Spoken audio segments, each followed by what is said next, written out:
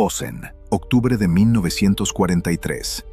Heinrich Himmler habla ante sus mandos superiores de la Schutzstaffel. La guerra ya no avanza a favor de Alemania. Stalingrado se ha perdido. Kursk ha fracasado. Y los aliados han desembarcado en Sicilia. Aún así, Himmler está dando forma a nuevas divisiones. No una ni dos, varias.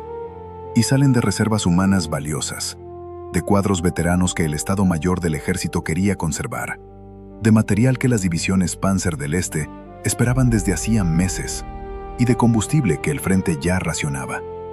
Los hombres sentados allí entienden el coste real. Cada división nueva de la Schutzstaffel deja menos para quienes sostienen la línea. Más rivalidad por una industria que se encoge. Más estructura auxiliar, pagada con recursos del combate principal. Nadie lo dice en voz alta.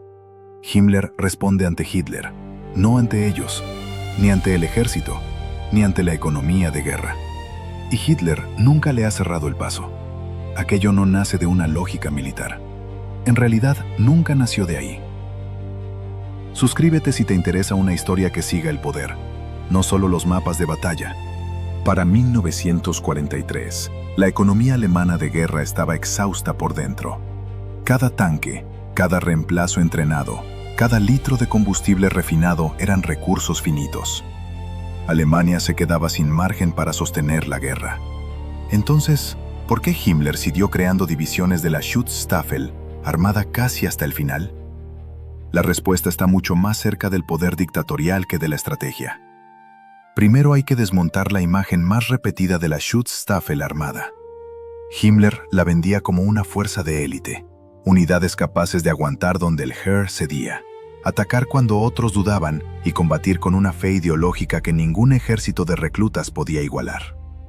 En su propaganda, eran la punta más dura de la maquinaria alemana.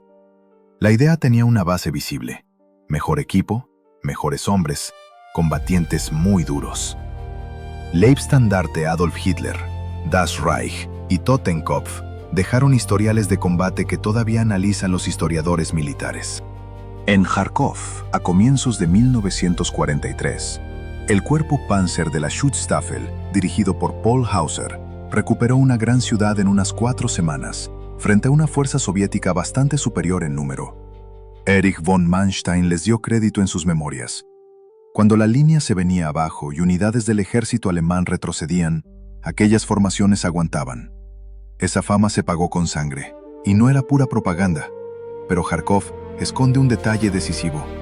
En febrero, Hauser había abandonado la ciudad contra una orden directa de Hitler para evitar que su cuerpo quedara cercado. Hitler se enfureció. Después, Hauser la recuperó. Un mando de la Schutzstaffel podía desobedecer y sobrevivir. Generales del ejército, en casos así, se jugaban un consejo de guerra o algo peor. Esa libertad frente a las consecuencias era parte de lo que Himmler estaba construyendo. Los historiadores suelen señalar 7 divisiones que mantuvieron de forma constante un nivel alto. La primera, Leibstandarte Adolf Hitler. La segunda, Das Reich. La tercera, Totenkopf. La quinta, Viking. La novena, Hohenstaufen. La décima, Frundsberg. Y la duodécima, Hitlerjugend. Ese núcleo sí tenía capacidad real. Pero el dato que rompe el mito es otro.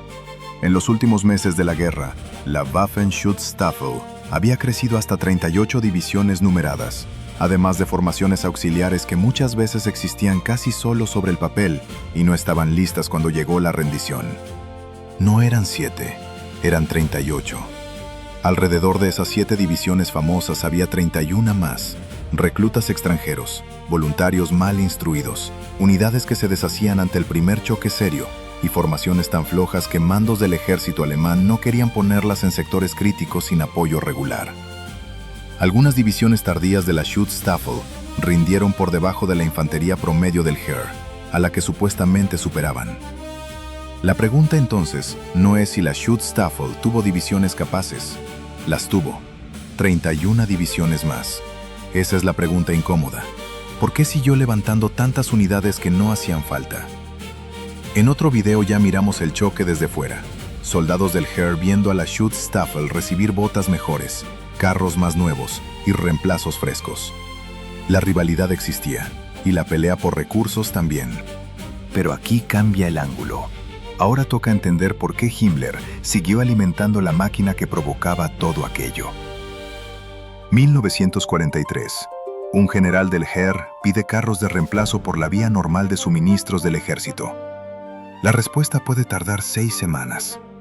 A unos 480 kilómetros, un comandante divisional de la Schutzstaffel llama por teléfono al despacho de Himmler. Sus carros llegan en 10 días. Misma guerra, misma industria que se venía abajo.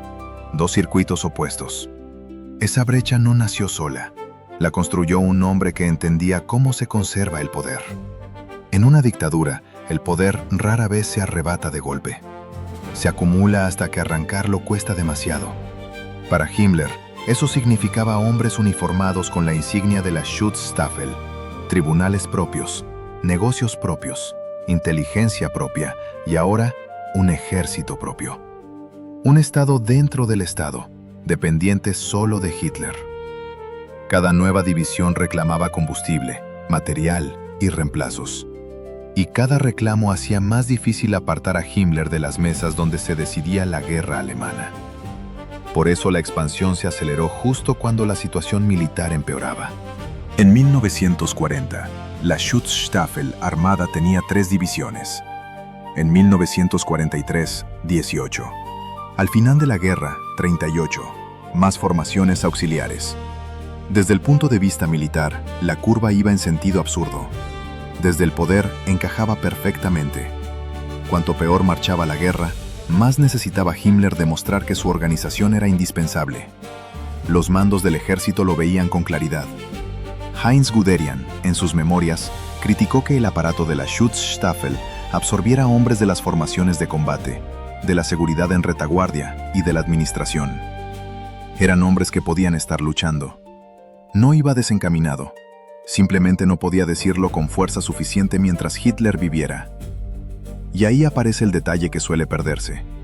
La ventaja real no estaba en la asignación teórica de material. A comienzos de 1944, los Panther autorizados eran, en líneas generales, similares para divisiones acorazadas del ejército y de la Schutzstaffel.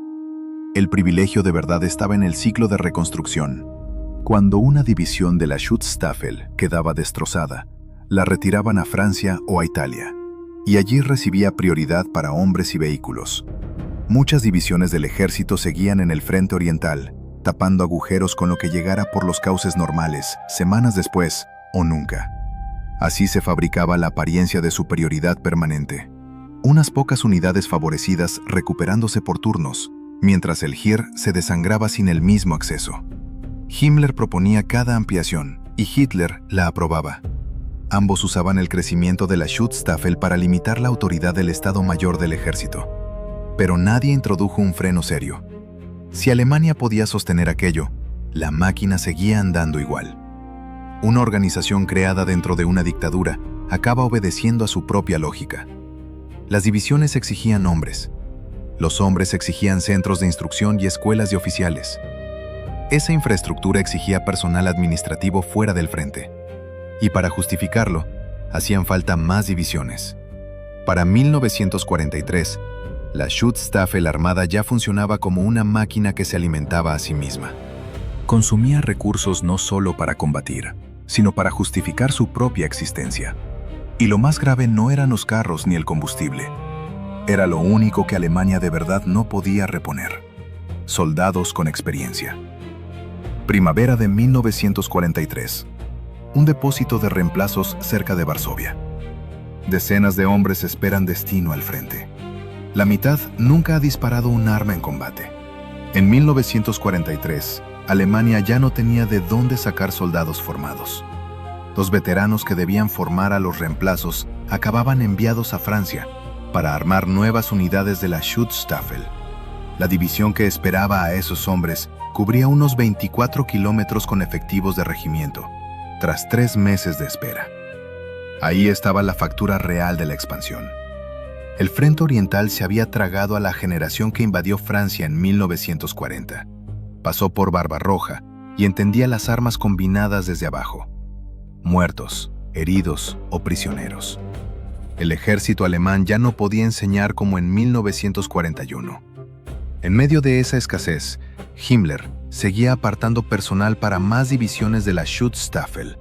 No eran veteranos en masa, no alcanzaban para nadie, pero cada nueva formación se llevaba justo a los cuadros que las unidades del frente necesitaban para no deshacerse. Cuando nació la 12ª División Hitlerjugend de la Schutzstaffel, no partió de cero. Tomó suboficiales y oficiales curtidos de la Leibstandarte y con ellos montó su armazón de mando. El resultado era corrosivo. Se vaciaba el núcleo competente y aún así las formaciones nuevas seguían sin suficiente mando profesional. El patrón se repitió a gran escala. Suboficiales con experiencia salían de unidades del ejército hacia programas de instrucción de la Schutzstaffel. Oficiales que podían mandar compañías del ejército terminaban dirigiendo la administración de divisiones políticas. Y el material reservado para esas unidades llegaba antes, porque Himmler tenía acceso directo a Hitler. Las peticiones equivalentes del ejército seguían el cauce normal y podían retrasarse semanas o no llegar. Para 1944, la cantera humana estaba hundida. Himmler rellenaba divisiones de la Schutzstaffel con guardias de campos de concentración, alemanes étnicos de Rumanía y Hungría, algunos de los cuales ni siquiera hablaban alemán, y hombres que el ejército había descartado por incapacidad física. Solo en Hungría, unos 40.000 fueron reclutados a la fuerza ese año. La degradación tocó fondo con la división Dirlewanger, formada a partir de cazadores furtivos condenados y luego engrosada con asesinos y presos sacados de campos. En el levantamiento de Varsovia, su conducta fue tan atroz que incluso mandos de la Schutzstaffel pidieron retirarla del frente. Todos llevaban un uniforme asociado también a la Leibstandarte y tragaban recursos de la misma maquinaria, pero destruían el significado que esa maquinaria pretendía vender. Buena parte de los historiadores militares sostiene que la misma inversión habría rendido más en formaciones del ejército. Tripulaciones con experiencia, logística ya montada y divisiones que sabían absorber refuerzos. Más carros Panther con dotaciones del ejército curtidas desde 1941. Más infantería veterana en unidades que ya sabían emplearla. Más prioridad de reconstrucción para divisiones Panzer del ejército que fueron consumidas en primera línea, en vez de rotarlas para recuperarse. Las unidades capaces de la Schutzstaffel no perdieron la guerra por sí solas. Venían de una base levantada antes de que el conflicto se torciera, y a veces sujetaron el frente cuando todo alrededor cedía. Lo que vino después fue la respuesta de Himmler a la derrota: crecer para parecer poderoso. Dentro del Estado nazi, el tamaño de una organización era poder.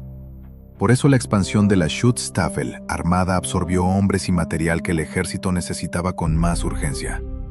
Y mientras unas pocas formaciones recibían descanso y reposición, el ejército seguía desangrándose donde estaba. Y aquí suele cortarse el análisis justo antes de lo incómodo. La leyenda de una superioridad universal de la Schutzstaffel en combate no nació sobre todo durante la guerra. Se agrandó después. La alimentaron generales del ejército en sus memorias, presentando a esas unidades como fanáticas y temerarias. Ese retrato le servía, protegía su prestigio y dejaba en la sombra a 31 divisiones mediocres, sin las cuales el mito se venía abajo. El mecanismo era simple. En cautiverio aliado, esos oficiales necesitaban resolver dos problemas a la vez. Primero, explicar por qué Alemania había perdido una guerra que, según ellos, su institución libraba con excelencia profesional. Segundo, apartarse de los crímenes del régimen, en especial del Holocausto, administrado por el aparato más amplio de la Schutzstaffel. La salida fue cargar todo el peso ideológico sobre la Schutzstaffel: fanatismo, imprudencia, obediencia política. Así el ejército podía presentarse como fuerza profesional, casi separada del régimen, y como si hubiera combatido una guerra legítima. Esa coartada sobrevivió mucho más allá del campo de batalla. Con Erich von Manstein, el relato quedaba servido. Si la Schutzstaffel había sido una fuerza incomparable, la derrota alemana podía explicarse por una avalancha de enemigos, no por fallos del sistema. Esa versión convenía. También convenía exagerar. Las memorias de posguerra la incorporaron al relato histórico. Manstein elogió la tenacidad de esas tropas, pero esa tenacidad le ayudaba a explicar por qué su propio talento operativo no había bastado. Heinz Guderian siguió otra ruta. Atacó el consumo de recursos de la Schutzstaffel armada, pero también necesitaba un culpable para el fracaso final de la doctrina de guerra relámpago. El lavado de imagen se aceleró durante la Guerra Fría, cuando organizaciones de veteranos, en especial la llamada Asociación de Ayuda Mutua de antiguos miembros de la Schutzstaffel armada, vendieron a la Schutzstaffel armada como un ejército europeo de voluntarios anticomunistas. En realidad, muchos eran reclutas forzosos, movidos por circunstancias locales, no por una ideología continental. La operación de imagen fue calculada y funcionó. Los estudios de eficacia en combate que citan sus defensores se apoyaban en formaciones centrales, competentes, dentro de choques concretos. No medían, como un todo, la organización de 38 divisiones. Usar esos datos para proclamar una superioridad general ya pertenece al relato de posguerra, no a la evidencia.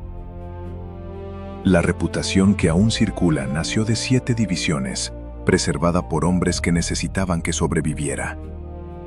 Entonces, ¿por qué Himmler siguió levantando una fuerza que Alemania no podía pagar? Porque, en el fondo, no era solo una fuerza de combate, era una base de poder. En el Estado nazi, recursos, influencia y favor de Hitler se disputaban sin descanso. Cada nueva división de la Schutzstaffel era un argumento hecho de acero y hombres. La organización era imprescindible, Himmler también. Aquella escolta de 280 hombres de 1929 reclamaba ya sitio en todas las mesas donde se decidía el futuro de Alemania. Desde una mirada puramente militar, ahí está la tragedia. La Schutzstaffel, armada inicial, no fue una fantasía. Las 7 divisiones, en su mejor momento, existieron de verdad. Su capacidad para sostener posiciones que el ejército alemán no podía conservar también fue real, y tuvo peso. Pero Himmler no podía quedarse en 7. Frenar era aceptar límites, y aceptar límites reducía la porción de recursos. Dentro del sistema en que se movía, menos recursos significaban menos poder. Para él, eso era perder. Por eso siguió ampliando la maquinaria. Después de Stalingrado, después de Kursk, tras los desembarcos aliados y durante el derrumbe del grupo de ejército Centro, hasta que el régimen que pagaba todo aquello dejó de existir. El ejército alemán combatía para ganar la guerra. La Schutzstaffel combatía para ganar la guerra y a la vez asegurar la posición de Himmler. Cuando ambos objetivos coincidían, en Kharkov, Normandía o las Ardenas, rendía. Cuando Alemania necesitaba concentrarlo todo en sobrevivir, siguió creciendo. La conclusión incómoda es esta. La Schutzstaffel era una institución política con una función militar. Su núcleo capaz no salvó a Alemania de ese problema. Lo hizo más caro. Porque la fama de ese núcleo sirvió para justificar 31 divisiones más que no podían igualarlo. Y porque toda la expansión obedecía a una política interna sin freno, incapaz de preguntarse si Alemania tenía, de verdad, recursos para sostenerla. El mito sobrevivió porque quienes mejor podían desmontarlo, preferían conservarlo. El ejército alemán mantuvo proporciones de bajas más favorables, resistió más con menos y se adaptó a la escasez de maneras que la expansión de la Schutzstaffel volvió más difíciles para todos. Pero el ejército alemán también perdió. Si aceptamos que Leibstandarte, Das Reich y Totenkopf ganaron parte de su reputación en combate, queda la pregunta que importa. ¿Justificaba eso el coste de todo lo que vino después? Ahí está el dilema. 31 divisiones salieron de una organización que absorbió prioridad en reequipamiento, cuadros veteranos y material de primera. Si las divisiones alrededor de ese núcleo rindieron por debajo de lo esperado, ¿fue un fracaso estratégico neto, aunque aquellas 7 formaciones sí pelearan bien? Para unos, esas unidades capaces justifican el coste. El problema de Alemania fue perder la guerra, no levantar la Schutzstaffel. Para otros, gastar las últimas reservas en divisiones que se quebraban bajo presión fue fallar justo donde se decidió la guerra. Ahora te toca a ti. Deja tu respuesta abajo. Dale a me gusta y suscríbete si este enfoque cambió tu manera de ver quién construyó de verdad la Schutzstaffel. Y sobre todo, ¿por qué le salió tan cara a Alemania? Gracias por ver hasta el final.